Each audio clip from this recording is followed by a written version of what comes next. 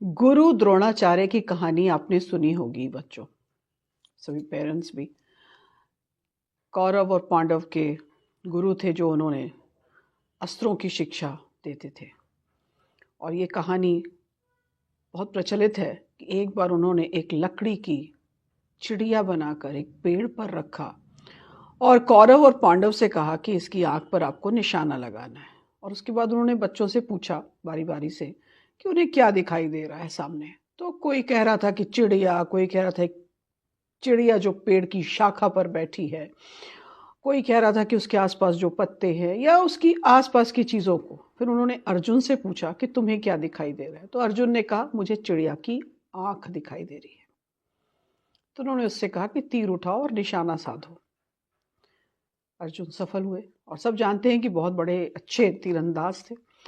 तो मेरा यहाँ ये कहानी कहने का ये लक्ष्य है, उद्देश्य है कि आपका उद्देश्य था, अर्जुन का उद्देश्य था कि उसकी चिड़िया की आंख में तीर मारना।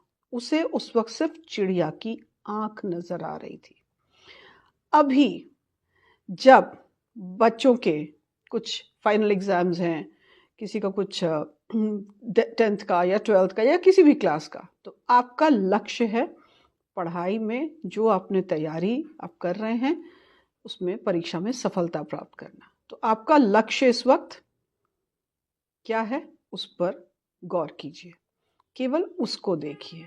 आसपास जो डिस्ट्रैक्शंस हैं उससे खुद को बचाइए। अभी डिस्ट्रैक्शन खास करके सोशल मीडिया, फोन हो जाता है। बहुत बार व्हाट्सएप में ही बच्चे लगे रह जाते हैं। और जैसा कि देखा है ना आपने, इसको इतना अट्रैक्टिव रील्स को बनाया जाता है कि अगर एक बड़े बड़े लोगों की बातें सुनिए तो वो भी कहते हैं कि हम घंटों उसमें कई बार लगा देते हैं। फिर लगता है कि हमने 1 घंटे में पाया क्या, तो फिर वो अपने को कंट्रोल करते हैं।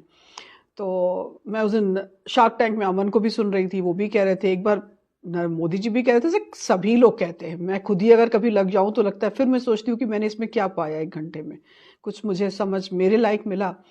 तो इस प्रकार से अपने को नियंत्रण करने का प्रयास किया जाता है। और एक कहानी, कहानी तो नहीं, और एक बात कहूंगी कि कभी आपने किसी को निशाना साधते अगर शूटिंग में देखा है, बड़े बड़े ओलंपिक्स में आप फोटो देखते हैं तो आपने देखा होगा कि वो जो शूटिंग करने जाते हैं अपनी आंखों पर एक चश्मा लगाते हैं और चश्मा एक साइड उसका ढका रहता है और जिस आंख से निशाना लगाना है वहां भी एक बहुत छोटा सा हिस्सा होता है जिससे कि आप जो है या खिलाड़ी जो है वो फोकस कर सके, डिस्ट्रैक्ट ना हो।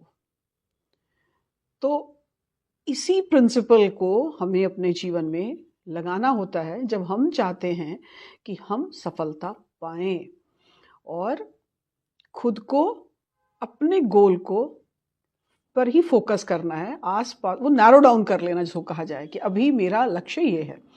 मैं नहीं कह रही हूं कि आप घबराहट में आ जाएं, परेशान हो कि करें, नहीं। हंसते खेलते खुद निर्णय लीजिए, मेरे पास इतने दिन है, मुझे अच्छा करना है, जो मैं बेस्ट कर सकती हूँ या कर सकता हूँ, और उसके लिए जो समय है ये मेरा लक्ष्य है। मैं अपने को कैसे, अपने आप को इस पर फोकस करूं। स्मार्ट गोल, स्पेसिफिक, मेजरेबल गोल, अचीवेबल है कि नहीं, टाइम बाउंड, रियलिस्टिक गोल। तो इस पे बात हम स्मार्ट गोल पे कल कर लेंगे।